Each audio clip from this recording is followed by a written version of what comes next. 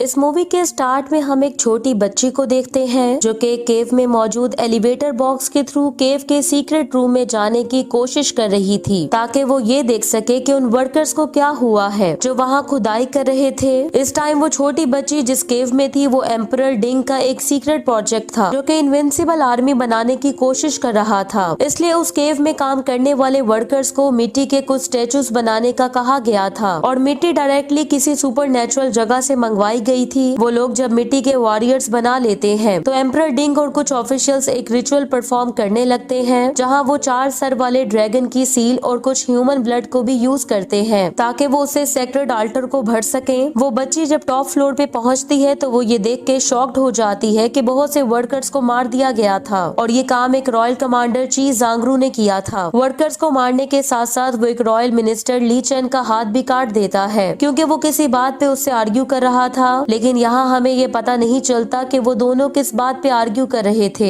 इसी दौरान एम्परर डिंग और जनरल टोंग ची जांगरू को वहाँ से जाने का बोलते हैं क्योंकि जल्द ही सेक्रेड आल्टर की सील ओपन होने वाली थी। यहाँ ली चेन जांगरू को 9 ड्रैगन की इनहेरिटेंस उसे देने का कहता है जो कि असल में सेक्रेड आल्टर की थी और वो जिस किसी के पास भी होगी वही उस सुपर नेचुरल वॉरियर्स को कंट्रोल कर सकेगा। लेकिन जांगरू जो कि ली चेन पे गुस्सा था वो उसकी बात नहीं मानता और वो इनहेरिटेंस एम्परर को दे देता है जिसके बाद वो गुस्से में ली चेन को वहाँ से नीचे फेंक देता है। लेकिन इस दौरान ली चेन के बाजू से बहने वाला ब्लड एक्सीडेंटली सेक्रेड आल्टर को एक्टिवेट कर देता है जिससे उस केव का डोर ओपन हो जाता है जहाँ उस मैजिकल वॉरियर्स की आर्मी थी। ज़ेंगरू जल्द ही एम्परर और जनरल टोंग को वहाँ से जाने का कहता है जबकि वो खुद उन ऑकल्ट वॉरियर से फाइट करके उस सेक्रेड आल्टर को सील करने वाला था। यहाँ उसे बहुत से मैजिकल सोल्जर्स और काफी ज्यादा स्पाइडर डीमंस का अकेले ही मुकाबला करना था और वो उन सबको अपने प्रिपेयर किए गए मैजिकल आइटम्स की हेल्प से हराने वाला था। इसी के साथ ही सीन शिफ्ट होता है और हमें उस इंसिडेंट के 20 साल बाद का टाइम दिखाया जाता है जहां 9 ड्रैगन ट्राइगर के कारण एम्परर डिंग की हेल्थ काफी ज्यादा खराब हो गई थी। वहीं हम प्रिंस को भी देखते हैं जिसे उस इनहेरिटेंस के बारे में कुछ भी पता नहीं था। प्रिंस यहाँ काफी ज्यादा कंफ्यूज हो जाता है क्योंकि उसके फादर की कंडीशन बिगड़ती जा रही थी। यहाँ वो किंगडम के डॉक्टर से अपने फादर की एक्चुअल कंडीशन के बारे में पूछता है लेकिन कोई भी उसे उस 9 ड्रैगन कर्स के बारे में बताने के लिए तैयार नहीं था। एक दिन एम्परर डिंग प्रिंस के सामने चीलिंग का नाम ले लेता है और उसे लगता है कि शायद ये इंसान उसके फादर की इलनेस का इलाज कर सकता है। दूसरी तरफ हम तय खाने में कुछ रॉयल प्रिजनर्स को देखते हैं जो कि काफी डिलीशियस चिकन मीट इंजॉय कर रहे थे। लेकिन जब एक हाफ ब्लाइंड आदमी उन्हें ये इन्फॉर्म करता है कि आज इस डिश को सर्व करने का सिर्फ एक ही मकसद है और वो ये है कि उन सबको मौत की नींद सुलाया जा सके। ये सुनकर एक गंजा आदमी जो कि उसी अंधे आदमी के सेल में ही था वो काफी ज्यादा डर जाता है क्योंकि पहले तो उन प्रिजनर्स को सिर्फ सिंपल फूड ही खाने को दिया जाता था और इसीलिए आज जब उन्हें इतना डिलीशियस खाना दिया जाता है तो उन्हें ये सब कुछ सस्पिशियस लगना एक नेचुरल सी बात थी। लेकिन एक स्पेशल प्रिजनर ऐसा भी था जिसे किंगडम की तरफ से स्पेशली ट्रीट किया जाता था और उसे हर रोज डिफरेंट और डिलीशियस डिशेस खाने में दी जाती थी। उसका रूम भी बाकी प्रिजनर से काफी ज्यादा डिसेंट था और ये वही आदमी था जिसका नाम एम्परर ने कुछ टाइम पहले प्रिंस के सामने लिया था यानी कि चीलिंग। इस स्पेशल ट्रीटमेंट के कारण बाकी सब प्रिजनर्स को काफी ज्यादा गुस्सा आता था और वो लोग चीलिंग से नफरत करते थे। वहीं हम एक और प्रिजनर ज़ेंजो को भी देखते हैं जो कि जापान से आया था और अगले ही दिन उसे एग्जीक्यूट किया जाना था। चीलिंग को जब पता चलता है कि ज़ेंजो जल्द ही मारा जाएगा तो उसे काफी ज्यादा बुरा लगता है इसलिए वो उसे भी कुछ डिलीशियस फूड देने का डिसाइड करता है। लेकिन बाकी सब लोग इससे और ज्यादा गुस्सा हो जाते हैं और अपना खाना फेंक के प्रोटेस्ट करने लगते हैं। ये देखकर चीलिंग अपने सेल से बाहर आ जाता है और सभी प्रिजनर्स को कोसने लगता है। वो हर प्रिजनर की मिस्टेक बताने लगता है जैसा कि वो उन सब के बारे में जानता हो। ये सुनकर सभी लोग चुप हो जाते हैं लेकिन वो गंजा आदमी सीधा उसी से क्वेश्चंस करने लगता है और गुस्से में डोर को ओपन करके बाहर आ जाता है। वो चीलिंग को मारने ही वाला था कि तभी ज़ेंजो उसके अटैक को रोक लेता है और उससे फाइट करने लगता है। ज़ेंजो यहाँ अपनी अमेजिंग मार्शल आर्ट स्किल्स को यूज करके उस आदमी को बड़ी आसानी से हरा देता है। इसी दौरान वहाँ पे कुछ रॉयल गार्ड्स भी आ जाते हैं और चीलिंग से कहते हैं कि एम्परर और प्रिंस उससे मिलना चाहते हैं। चीलिंग जब एम्परर के रूम में पहुँचता है तो प्रिंस उसी पे ही ये आरोप लगाता है कि वही उसके फादर की इस कर्स डिजीज का कारण है। लेकिन चीलिंग ये बात मानने से इनकार कर देता है और कहता है कि जो खुद कई सालों से प्रिजन में कैद हो वो किंग को नुकसान कैसे पहुंचा सकता है। चीलिंग का एरोगेंट बिहेवियर देख के प्रिंस को काफी ज्यादा गुस्सा आता है और वो उसे थोड़ी रिस्पेक्ट दिखाने का कहता है क्योंकि एम्परर ने ही उसे पैलेस प्रिजन से आजाद करवाने में उसकी हेल्प की थी। लेकिन चीलिंग गुस्से में खड़ा हो जाता है और कहता है कि एम्परर किसी तरह की भी रिस्पेक्ट डिजर्व नहीं करता क्योंकि उसने बगैर किसी वजह जाके उसकी पूरी फैमिली को कैद कर दिया था और यहाँ तक कि उसने उसके फादर को बगैर किसी एविडेंस के ही एग्जीक्यूट कर दिया था, जो कि कोई और नहीं बल्कि किंगडम का कमांडर जांगरू ही था। ये सुन के प्रिंस उससे कहता है कि किंग का तुम्हें आजाद करवाना इसलिए था ताकि वो अपनी की हुई गलतियों का प्रायश्चित कर सके। वो उसे बताता है कि एम्परर को एक ब्लू ड्रैगन की बहुत ही खतरनाक बीमारी है जो कि 9 ड्रैगन इनहेरिटेंस से लिंक है, इसलिए प्रिंस चाहता था कि चीलिंग एम्परर की इस मिस्टीरियस डिजीज को इन्वेस्टिगेट करे और अगर वो ऐसा करने में सफल हो गया तो रॉयल किंगडम उसकी फैमिली का गुड नेम क्लियर कर देगी। लेकिन चीलिंग को प्रिंस की बातों पे विश्वास नहीं था, इसलिए वो डायरेक्टली एम्परर को उससे बात करने का कहता है, जिसके बाद एम्परर खुद बाहर आता है और उसे वो सारी बात बताने लगता है कि 20 साल पहले जांगरू को क्या हुआ था। यहाँ वो एक्सप्लेन करता है कि जांगरू को इस बात की सजा मिली थी कि उसने उन 300 वर्कर्स को मार दिया था जो कि सीक्रेट रॉयल प्रोजेक्ट पे काम कर रहे थे, जिसके कारण पूरी सोसाइटी ने जांगरू की मिस्टेक्स के कारण उसे एग्जीक्यूट करने और उसकी पूरी फैमिली को कैद करने की डिमांड करना शुरू कर दी थी। ये सुन के चीलिंग काफी ज्यादा फ्रस्ट्रेट हो जाता है और वो इस बात को मानने के लिए तैयार नहीं था कि उसके फादर ऐसा भी कर सकते हैं। इसके बाद किंग उसे 9 ड्रैगन इनहेरिटेंस को यूज करके सेक्रेट अल्टर गेट को इन्वेस्टिगेट करने का कहता है और उसे सारी सच्चाई जानने का कहता है। इस मिशन के लिए एम्परर उसे एक रॉयल ऑफिशियल अपॉइंट कर देते हैं। वो उसे कुछ पैसे और कुछ डॉक्यूमेंट्स भी देते हैं। उसे जेंजो को आजाद करने की परमिशन भी मिल जाती है, जिसे वो अपना पर्सनल बॉडीगार्ड बना लेता है। जेंजो यहाँ चीलिंग से उसे एग्जीक्यूशन से बचाने के लिए थैंक्स कहता है। वो हमेशा उसका लॉयल रहने और इस सफर पे उसका साथ निभाने का प्रॉमिस करता है। वहाँ से निकलने से पहले प्रिंस उसे इस मिशन को दिए गए टाइम में कंप्लीट करने का कहता है, नहीं तो उसकी पूरी फैमिली को एग्जीक्यूट कर दिया जाएगा। वो यहाँ अपने फादर की तरफ से दिए गए व्हाइट जेड नेकलेस को देखते हुए इस मिशन को टाइम पे ही कंप्लीट करने का प्रॉमिस करता है ताकि वो अपनी फैमिली की रेपुटेशन को ठीक कर सके। अगले दिन चीलिंग, जेंजो और उसके कुछ रॉयल गार्ड्स उसी केव की तरफ अपना सफर स्टार्ट कर देते हैं जो केव कभी रॉयल प्रोजेक्ट के लिए यूज हुई थी। वो लोग एक लंबा और कठिन सफर तय करके आखिरकार उस स्टोन गेट तक पहुंच जाते हैं जो कि पूरी तरह से लॉक था। चीलिन यहाँ 9 ड्रैगन ट्राइगर की हेल्प से उस गेट को खोलने की कोशिश करता है क्योंकि उसे लगता था कि ड्रैगन केव गेट का 9 ड्रैगन ट्राइगर से कोई लेना देना जरूर है। अब वो गेट खुलने ही वाला था कि तभी एक मास्क पहने हुए आदमी वहाँ आके उस पर अटैक कर देता है, लेकिन खुशकिस्मती से जेंजो और गार्ड्स चीलिंग को उसके अटैक से बचा लेते हैं। जिसके बाद जेंजो और उस वॉरियर जिसका नाम कुशन था, उन दोनों के बीच एक जबरदस्त फाइट स्टार्ट हो जाती है। यहाँ जेंजो पहले तो कुशन के हर अटैक से बच जाता है, लेकिन जब वो अपनी हेलुसिनेशन और शेडो स्किल्स को यूज करता है तो जेंजो उसका सामना नहीं कर पाता। वो जेंजो को मारने ही वाला था कि तभी चीलिंग वहाँ आके कुशन पे अटैक कर देता है, जिसके बाद हम चीलिंग की काफी अमेजिंग फाइटिंग एबिलिटीज को देख पाते हैं जो कि कुशन की मूव्स में मौजूद वीकनेस को भी ढूंढ निकालता है। वो कुशन को हराने ही वाला था कि तभी एक और स्वॉर्ड्समैन केन वहाँ आके चीलिंग पे अटैक कर देता है और उसे उठा के दूर फेंकता है। यहाँ जेंजो और चीलिंग की स्वॉर्ड्स भी केन की बॉडी का कुछ नहीं बिगाड़ पाती। अब इससे पहले कि चीलिंग फिर से उठता, केन उस पे पॉइजन से अटैक कर देता है, लेकिन खुशकिस्मती से चीलिंग का एक बॉडीगार्ड अपने आप को सेक्रीफाइस करके उसे बचा लेता है और सिर्फ उसकी कलाई पर ही घाव था, लेकिन फिर भी वो जहर इतना ज्यादा खतरनाक था कि चीलिंग को अपना हाथ काटना पड़ता है ताकि जहर पूरी बॉडी में ना फैल सके। अब केन उस पे फिर से पॉइजन फेंकने लगता है, लेकिन रेड ड्रेस में एक लड़की वहाँ आती है और चीलिंग को उस जगह से बचा लेती है। कुछ टाइम बाद जब चीलिंग की आंख खुलती है तो वो एक घर में सीलिंग के साथ बंधा हुआ था। तभी उसे वही वॉरियर नजर आता है जिसने उसकी हेल्प की थी। वो यहाँ एक बूढ़े आदमी से चीलिंग के उस हाथ के बारे में बात कर रही थी जो कि उसे काटना पड़ा था। अब इससे पहले कि चीलिंग उससे कुछ कह पाता, वो एक बार फिर से बेहोश हो जाता है क्योंकि वो पॉइजन अभी भी उसकी बॉडी में फैल रहा था। अगले दिन चीलिंग की आंख खुलने पर उसे पता चलता है कि उसके बाजू को उस बूढ़े आदमी के आर्टिफिशियल आर्म से जोड़ दिया गया था और वो आदमी कोई और नहीं बल्कि ली चेन था, वही रॉयल मिनिस्टर जिसका हाथ चीलिंग के फादर जांगरू ने काट दिया था। यहाँ वो चीलिंग को बताता है कि उसका हाथ कई सालों से खराब है, इसलिए वो ये आर्टिफिशियल आर्म यूज करता है, लेकिन क्योंकि वो चीलिंग के फादर का कर्जदार था इसलिए उसने अपना हाथ अब चीलिंग को दे दिया था। चीलिंग ने भी ली चेन का नाम पहले सुन रखा था, लेकिन उसे इस बारे में कुछ भी याद नहीं था। तभी वहाँ वही रेड ड्रेस वाली लड़की आती है जो अपने आप को ली याओ के तौर पे इंट्रोड्यूस करवाती है, जो कि असल में ली चेन की अडॉप्टेड बेटी थी। यहाँ वो चीलिंग को बताती है कि ली चेन नहीं उसे उसको प्रोटेक्ट करने के लिए वहाँ भेजा था। यहाँ ली चेन उसे बताता है कि एम्परर डिंग के रॉयल पैलेस में उसका एक जासूस है, इसलिए उसे पहले ही चीलिंग के ट्रैवल प्लान का पता चल चुका था और उसे एम्परर को होने वाली ब्लू ड्रैगन कर्स डिजीज का भी पता था। लेकिन जो कुछ जांगरू के साथ हुआ था, इसी कारण उसने पैलेस से दूर रहने का फैसला किया था। अपने फादर का नाम सुन के चीलिंग उससे पूछने लगता है कि उसका उसके पिता से कैसा रिलेशन था और उनकी डेथ कैसे हुई थी। ली चेन कुछ देर चुप रहने के बाद आखिरकार एक सीक्रेट डोर ओपन करता है और उसे एक सीक्रेट रूम दिखाता है। दूसरी तरफ हम केन को देखते हैं जो कि रॉयल पैलेस पहुंच चुका था और वो यहाँ प्रिंस को ये रिपोर्ट देता है कि वो चीलिन को मारने में सफल नहीं हो सका है, जिससे हमें पता चलता है कि चीलिन को मारने के लिए कुशन और कैन को वहाँ प्रिंस ने ही भेजा था। प्रिंस का प्लान 9 ड्रैगन ट्राइगर को हासिल करना और चीलिन के पूरे ग्रुप को मारना था, लेकिन वो ऐसा करने में नाकाम हो गया था। एम्परर डिंग को इस बारे में कुछ भी पता नहीं था और प्रिंस को अपने फादर के ट्रीटमेंट में भी कोई इंटरेस्ट नहीं था, क्योंकि उनकी डेथ के बाद वो जल्द से जल्द थ्रोन हासिल करना चाहता था। इसलिए प्रिंस यहाँ कैन को फिर से 9 ड्रैगन ट्राइगर हासिल करने और चीलिंग को मारने का ऑर्डर देता है, चाहे इसके लिए उसे अपनी लाइफ ही क्यों ना सेक्रीफाइस करनी पड़े। दूसरी तरफ चीलिंग उन दोनों के साथ उस सीक्रेट रूम में आ जाता है, जो कि एक लेटर स्टोरेज हॉल था। ली चेन यहाँ एक बोने आदमी को एक स्क्रोल ढूंढने का कहता है, जिसमें आफ्टर लाइफ मिट्टी की मूर्ति के बारे में बताया गया था। वो डॉक्यूमेंट चीलिंग को दिखाने के बाद ली चेन उसे वो सब कुछ बताने लगता है, जो कि हमने मूवी के स्टार्ट में देखा था कि कई साल पहले एम्परर डिंग ने मिनिस्टर ली चिन को कुछ जादुई वॉरियर्स बनाने का ऑर्डर दिया था, जिन्हें आफ्टर लाइफ की मिट्टी की मूर्ति से बनाया जा सकता था, ताकि वो यूकोवी वॉरियर्स के खिलाफ फाइट कर सके। यूकोवी वॉरियर्स से फाइट जीतने के बाद एम्परर ने जांगरू को एक सीक्रेट केव की खुदाई का प्रोजेक्ट लीड करने का ऑर्डर दिया था, ताकि वहाँ जादुई सोल्जर्स को स्टोर किया जा सके। वो स्टोरेज रूम जब कंप्लीट हो जाता है तो 4 मास्टर्स जिनके पास मैजिकल स्किल्स थी वो ऑल्टर के पास जमा होते हैं, ताकि वो 9 ड्रैगन ट्राइगर की हेल्प से उस रूम को सील कर सके, जिनमें से एक मास्टर एम्परर डिंग थे और उनके पास पावर के रूप में ब्लू ड्रैगन की शक्ति थी, जबकि दूसरे मास्टर जांगरू थे और उनके पास विजडम के रूप में चीलिंग की शक्ति थी। थर्ड मास्टर ली चेन थे और उनके पास फिनिक्स की पावर थी, जबकि लास्ट मास्टर जनरल टोंग थे और उनके पास प्रोटेक्शन के रूप में स्टेल्थ स्नेक की शक्ति थी। ये चारों शक्तियां सेक्रेड ऑल्टर को एक्टिवेट कर सकती थी और सीक्रेट केव में मौजूद गॉब्लिन आर्मी को उस रूम में सील कर सकती थी। इसके बाद ली चेन उसे वो हाथ दिखाता है जिसे जांगरू ने काट दिया था। साथ ही वो उसे बताता है कि जांगरू ने ऑलमोस्ट 300 वर्कर्स को मार दिया था, ताकि किसी को भी सुपरनेचुरल फोर्सेस का पता ना चल सके। और उस टाइम वो जांगरू को रोकने की कोशिश कर रहा था, लेकिन जांगरू ने उसे हरा दिया था और उसका एक हाथ भी काट दिया था। ये सब कुछ जो ली चेन ने उसे बताया था, इसे सुनने के बाद भी चीलिंग के लिए अभी भी इसको एक्सेप्ट करना काफी ज्यादा डिफिकल्ट था कि उसके फादर ने ये सब कुछ किया था। लेकिन ली या उसे कन्विंस करती है कि ली चेन ने जो कुछ भी उसे बताया है वो सब सच है, क्योंकि उसने भी ये सब कुछ होते हुए देखा था। और तभी हमें पता चलता है कि ली याओ वही छोटी बच्ची थी जिसे हमने मूवी के स्टार्ट में सीक्रेट केव की तरफ जाते हुए देखा था। इसके बाद ली चेन अपने आर्म की फिनिक्स पावर को 9 ड्रैगन ट्राइगर में फिल कर देता है, ताकि उस हेयरलूम में 2 पावर्स मिल सके। और अब चीलिन को दूसरी 2 शक्तियों के एलिमेंट्स चाहिए थे। इसके बाद ली चेन चीलिन को अपनी पूरी पावर जमा करने का कहता है, ताकि वो मैजिकल आर्मी के स्टोरेज रूम को खोलकर वहाँ मौजूद सभी सोल्जर्स को डिस्ट्रॉय कर सके। ली चेन को लगता था कि इस तरह एम्परर की डिजीज भी खत्म हो जाएगी और वो अपनी फैमिली का नाम क्लियर करवाने में भी कामयाब हो जाएगा। कुछ देर बाद ली चेन चीलिंग को एडवाइस करता है कि वो अपना आर्टिफिशियल आर्म यूज करे, क्योंकि वो हाथ किसी भी वेपन के अटैक को रोक सकता था। चीलिन अब उससे पूछता है कि जनरल टोंग उसे कहाँ मिलेगा, लेकिन इससे पहले कि वो कुछ बता पाता तभी एक एरो आके उसे मार डालती है। यहाँ हमें पता चलता है कि वो अटैक असल में कैन ने किया था, जो कि 9 ड्रैगन ट्राइगर लेने और चीलिंग को मारने आया था। लेकिन फिर भी यहाँ चीलिन और लिन हियाओ मिलके कैन का मुकाबला करते हैं और कैन का पॉइजन उसे ही पिला के उसे मार डालते हैं। दूसरी तरफ प्रिंस को कैन की हार का पता चल चुका था। कुछ देर बाद वहाँ एक जैपनीज स्वॉर्ड्समैन आता है और चीलिंग को मारने का प्रिंस का मिशन कंप्लीट करने के लिए खुद को वॉलंटियर करता है। इस स्वॉर्ड्समैन का नाम क्योजीरो था। वो एक महान तलवारबाज था और चाइना इसलिए आया था क्योंकि वहाँ उसकी टक्कर का कोई दुश्मन बाकी नहीं बचा था। क्योजीरो के बारे में जानने के बाद प्रिंस उसे अपने मिशन के लिए हायर कर लेता है। अगले दिन चीलिन और ली हियाओ रॉयल पैलेस वापस आ जाते हैं, जहाँ वो एक रॉयल सर्वेंट दाफू से मिलते हैं। वहाँ उसे जेंजो भी मिल जाता है, जो कि कैन के अटैक से किसी तरह सरवाइव कर गया था। चीलिंग यहाँ दाफू को जनरल टोंग के बारे में बताने का कहता है और उससे उसकी लोकेशन का पूछता है। यहाँ दाफू से बताता है कि जनरल टोंग को आखिरी बार उस टाइम देखा था जब उसने एम्परर टिंग को बागियों से बचाया था और उन्हें वहाँ से भगा दिया था। लेकिन वार के दौरान जनरल टोंग काफी ज्यादा घायल हो गया था और उसके बाद से आज तक उसकी लोकेशन का किसी को भी पता नहीं था, क्योंकि वो उस दिन के बाद पैलेस वापस नहीं आया था। अब कुछ दिन इंफॉर्मेशन इकट्ठी करने के बाद दाफू को जनरल टोंग के एक फॉरेन शिप पे होने का पता चल जाता है, जो कि बॉर्डर मार्केट से कुछ हर्बल मेडिसिन लेने के लिए अक्सर डॉक किया जाता था। इसलिए अब वो सब भेस बदल के उस शिप में जाने का फैसला करते हैं। ली याओ एक जापानीज मेड की जगह ले लेती है, जो कि शिप पे काम करती थी, जबकि चीलिंग और उसके बाकी साथी गेस्ट बन जाते हैं, जो कि अपनी वेकेशंस एंजॉय करने आए थे। उसी रात ली याओ उन जापानीज गार्ड्स की बातें सुन लेती है, जो कि एक ऐसे शख्स की रक्षा कर रहे थे जो काफी ज्यादा घायल था। उन जापानीज गार्ड्स को चीलिंग के ग्रुप की मूवमेंट का पता चल गया था और अब उनका इरादा ये जानने का था कि वो लोग क्या प्लान कर रहे हैं। लेकिन इससे पहले कि वो कुछ कर पाते, ली याओ चीलिंग के पास जाती है और उसे सब कुछ बता देती है। लेकिन तभी उन्हें पता चलता है कि वो जापानीज गार्ड्स उन्हें देख रहे हैं, इसलिए चीलिंग ऐसे रिएक्ट करता है जैसे ली याओ उसकी गर्लफ्रेंड हो। लेकिन ली याओ इससे हैरान हो जाती है और उस पे हथियार उठा लेती है, जिससे जापानीज गार्ड्स का शक यकीन में बदल जाता है, इसलिए वो उस पे अटैक के लिए आगे बढ़ने लगते हैं। लेकिन तभी वहाँ पे कियोजीरो आके उन्हें ऐसा करने से रोक लेता है और वहाँ से बाहर निकाल देता है। कियोजीरो ने ये सब कुछ जानबूझ के किया था, क्योंकि वो अकेला चीलिंग से फाइट करके उसे हराना चाहता था। ली याओ उसके बिहेवियर से काफी ज्यादा चिढ़ जाती है और उस पे अचानक से अटैक करके उसे ट्रैप कर लेती है। और तभी हमें पता चलता है कि कियोजीरो कोई तलवारबाज नहीं था, बल्कि वो एक आम सा फिशरमैन था, जो कि हर वक्त अपनी फाइटिंग एबिलिटीज के बारे में बढ़ा चढ़ा के बातें किया करता था और इसीलिए किसी ने भी उस पे अटैक करने की हिम्मत नहीं की थी। कियोजीरो को डरा हुआ देख के चीलिंग और ली याओ उसे माफ कर देते हैं और उसे छोड़ने का डिसाइड करते हैं। ये देखकर वो जापानीज गार्ड्स जो कि चीलिंग पे अटैक के लिए आए थे, वो अब आके अपने उस एक्शन पर चीलिंग से अपोलोजाइज करते हैं। चीलिंग, जिसे अब पता चल चुका था कि यही लोग जनरल टोंग की देखभाल कर रहे हैं, इसलिए वो उनके साथ रीयूनाइट होने का फैसला करता है। यहाँ जब वो जनरल टोंग को देखता है तो उसे शक होने लगता है, क्योंकि उसकी बॉडी पे वुंड्स अभी भी फ्रेश थे, इसलिए वो जनरल की बॉडी पे मौजूद ड्रैगन टैटू को एग्जामिन करने लगता है ताकि वो उससे गुप्त शक्ति निकाल सके। लेकिन हैरानी की बात ये थी कि नाइन ड्रैगन ट्राइगर उस टैटू पर रिएक्ट ही नहीं करता, जिसका मतलब ये था कि उसकी बॉडी में कोई स्टेल्थ पावर नहीं थी। अगले दिन चीलिंग ली याओ को जनरल टोंग के बारे में अपने सस्पिशंस का बताता है कि जनरल को बीमार हुए कई साल गुजर गए हैं, लेकिन उसकी बॉडी पे मौजूद वुंड्स अभी भी फ्रेश हैं। उसे जनरल पे शक उस टाइम हुआ था जब उसे पता चला कि जनरल को अभी भी नाइटमेयर्स आते हैं और वो 20 साल गुजरने के बाद भी होश में नहीं आया था। ये सुन के ली याओ को अपने पास्ट की कुछ पेनफुल मेमोरीज याद आती हैं। ली याओ चीलिंग को बताती है कि वो उन वर्कर्स में से एक वर्कर की बेटी है जिन्होंने एम्परर के सीक्रेट केव की खुदाई की थी और उसके फादर के उस सीक्रेट केव में खो जाने से पहले उन्होंने उसे गुड बाय कहा था और उसे एक पोट्री ब्रेसलेट भी दिया था। उसे अब भी उम्मीद थी कि उसके फादर उस सीक्रेट केव में नहीं गए होंगे और वो सुरक्षित लौट आएंगे। शाम को जब वो दोनों जनरल के रूम में आते हैं तो वहाँ एक आदमी जनरल के रूम की सफाई कर रहा था। वो उसे जनरल के बारे में पूछते हैं, जिस पर वो उन्हें बताता है कि एक बहुत ही खतरनाक बीमारी के कारण जनरल की डेथ हो गई है, जो बीमारी उन्हें कई सालों से थी। लेकिन चीलिंग उसकी बातों पे विश्वास नहीं करता और इससे पहले होने वाले कुछ स्ट्रेंज इंसिडेंट्स के बारे में उससे इंटेरोगेशन करने लगता है, जिसके कारण उस आदमी के पास ये मानने के सिवा और कोई ऑप्शन नहीं थी कि वही असली जनरल टोंग है, जबकि वो अपनी आइडेंटिटी इसलिए छुपा रहा था ताकि वो नाइन ड्रैगन इनहेरिटेंस को यूज करने के पीछे चीलिंग के इंटेंशंस का पता लगा सके। अब क्योंकि उसे पता चल चुका था कि चीलिंग की इंटेंशंस ठीक है, इसलिए अब जनरल टोंग भी अपनी पावर उस हेयरलूम में ट्रांसफर कर देता है और अब उसे आखिरी शक्ति को ढूंढना था। अगले दिन वो सब मिलकर अपने प्लान को डिस्कस करने लगते हैं ताकि वो किसी तरह चीलिंग के फादर की एलिमेंटल पावर को ढूंढ सके और उस सीक्रेट केव को खोल के उस ऑकल्ट आर्मी को डिस्ट्रॉय कर सके। लेकिन तभी ली याओ अचानक से जनरल टोंग पे अटैक कर देती है, जिसके कारण सभी लोग शॉक्ड हो जाते हैं, क्योंकि उन्हें ये पता नहीं था कि ली याओ ने ऐसा क्यों किया है। जनरल टोंग पे अटैक करने के बाद वो चीलिंग पे भी अटैक कर देती है। साथ ही वो उसे बताती है कि उसने अपने फादर और कई वर्कर्स को मरते हुए देखा है, जिन्हें किसी और ने नहीं बल्कि चीलिंग के फादर जांगरू ने ही मारा था और वो उसकी ये मिस्टेक्स माफ नहीं कर सकती थी, इसलिए वो अपने फादर की डेथ का बदला लेने के लिए चीलिंग को मारना चाहती थी। चीलिंग यहाँ उसके अटैक से बचने की कोशिश कर रहा था,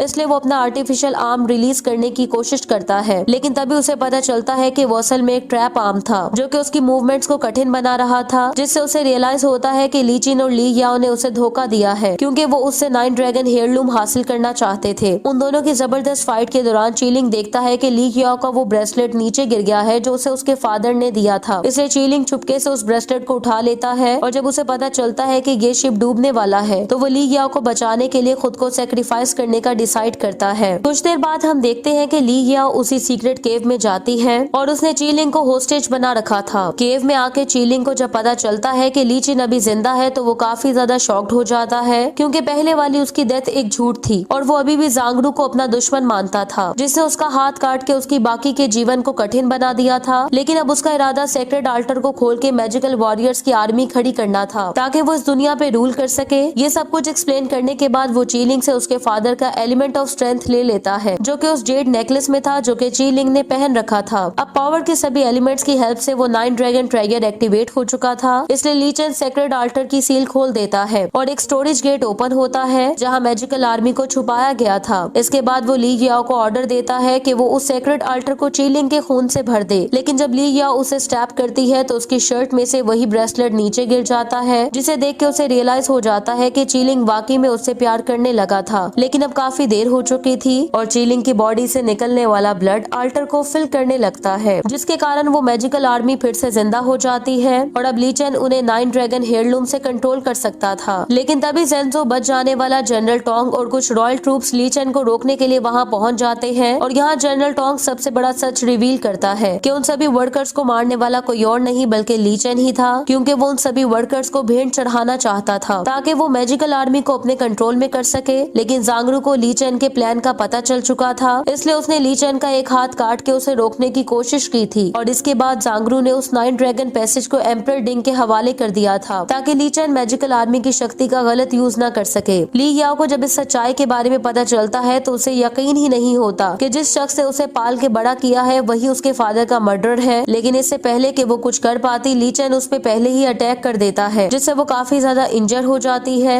इसके बाद वो कुछ मैजिकल ट्रूप्स को बुला के उन्हें ज़ेन्ज़ो और किंगडम के बाकी ट्रूप्स पे अटैक करने का कहता है। जनरल टोंग जो कि अभी भी काफी ज्यादा इंजर्ड था, वो पहले तो उन मैजिकल वॉरियर से फाइट के लिए आगे बढ़ता है, लेकिन फिर वो उनकी सुपरनैचुरल एबिलिटीज और क्रुएल्टी को देख के डाफू के साथ वहाँ से भागने की कोशिश करता है। इसी दौरान ली हियाओ अपने ब्लड को यूज करके चीलिंग को ठीक करने की कोशिश करती है और कुछ देर की कोशिश के बाद आखिरकार चीलिंग को होश आ ही जाता है। इसके बाद ली हियाओ जाके अल्टर को ही डिस्ट्रॉय करने लगती है ताकि मैजिकल आर्मी डिस्ट्रॉय हो सके, लेकिन ली चेन उसे फिर से पकड़ लेता है और वो डीमन किंग को दोबारा जिंदा करने के लिए उसे भेंट चढ़ा देता है। डीमन किंग के जिंदा होते ही ली चेन उसे हर किसी को मारने का ऑर्डर देता है, लेकिन यहाँ एक अजीब बात होती है, वो डीमन किंग ली चेन पे ही अटैक कर देता है क्योंकि उसके अंदर अभी भी थोड़ी बहुत ली हियाओ के माइंड की कॉन्शियसनेस मौजूद थी। डीमन किंग जब यहाँ रॉयल आर्मी पे अटैक करने ही वाला था कि तभी चीलिंग डीमन की बॉडी में मौजूद क्रिस्टल स्टोन को डिस्ट्रॉय करने की कोशिश करता है ताकि उसके माइंड में मौजूद ली हियाओ की कॉन्शियसनेस फिर से एक्टिव होकर उसकी बॉडी से आजाद हो सके। जल्द ही चीलिंग को याद आता है कि जेड नेकलेस के कुछ टुकड़े उसे सीक्रेट केव के गेट पे मिले थे और उसे रियलाइज हो जाता है कि डीमन किंग को जेड की हेल्प से मारा जा सकता है। इसलिए अब चीलिंग ज़ेन्ज़ो की हेल्प से एक बड़ी चेन को रिलीज करता है और जेड के एक बहुत बड़े टुकड़े को डीमन किंग की बॉडी पे गिरा देते हैं, लेकिन डीमन किंग पर इसका कोई असर नहीं होता और वो फिर से खड़ा होकर उन पे अटैक करने लगता है, जिससे वो सब लोग दूर जा गिरते हैं। यहाँ चीलिंग को अपने ही जेड नेकलेस में मौजूद जेड का एक टुकड़ा नजर आता है जो कि उसके फादर ने 20 साल पहले वहाँ छोड़ा था, इसलिए वो उस टुकड़े को अपनी सॉर्ड पे लगा लेता है और डीमन किंग की बॉडी में क्रिस्टल स्टोन वाले हिस्से पे अटैक कर देता है, जिससे वो उसकी बॉडी में एंटर होने में कामयाब हो जाता है, जहाँ वो ली हियाओ को दोबारा जिंदा करने की कोशिश करता है जो कि डीमन किंग की बॉडी में ट्रैप हो चुकी थी। वो यहाँ अपनी पूरी पावर को यूज करके ली हियाओ की बॉडी को बाहर निकालने की कोशिश करता है और इसी दौरान वो डीमन किंग को डिस्ट्रॉय करके ली हियाओ को आजाद करने में कामयाब हो जाता है, लेकिन इतनी ज्यादा स्ट्रगल के कारण वो ज्यादा देर जिंदा नहीं रह पाती और कुछ ही देर में वो चीलिंग की बाहों में मर जाती है। इसी दौरान हम प्रिंस को भी देखते हैं जिसे आखिरकार तय खाने में डाल दिया जाता है क्योंकि रॉयल ऑफिशियल्स को उसके प्लान्स का पता चल चुका था। इसी दौरान हम एम्परर को भी देखते हैं जो कि बिल्कुल ठीक हो चुके थे और चीलिंग को उसके सक्सेसफुल मिशन और हार्डवर्क के कारण रॉयल पैलेस में ऑफिशियल अपॉइंट कर दिया जाता है क्योंकि उसने एम्परर का इलाज करने में उनकी हेल्प की थी। इसके बाद एम्परर चीलिंग की फैमिली की रेपुटेशन भी क्लीन कर देता है और उसे आजादी से घूमने की परमिशन भी मिल जाती है जिसका उसने प्रॉमिस किया था। मूवी के लास्ट सीन में हम चीलिंग को ज़ेन्ज़ो और दाफू के साथ देखते हैं जो कि एक लंबे सफर पे निकल पड़ते हैं। यहाँ चीलिंग जब ली हियाओ का ब्रेसलेट देखता है तो उसकी मेमोरीज को वो पूरी जिंदगी अपने साथ रखने का प्रॉमिस करता है और इसी के साथ ही ये मूवी एंड हो जाती है। Thank you so much for watching.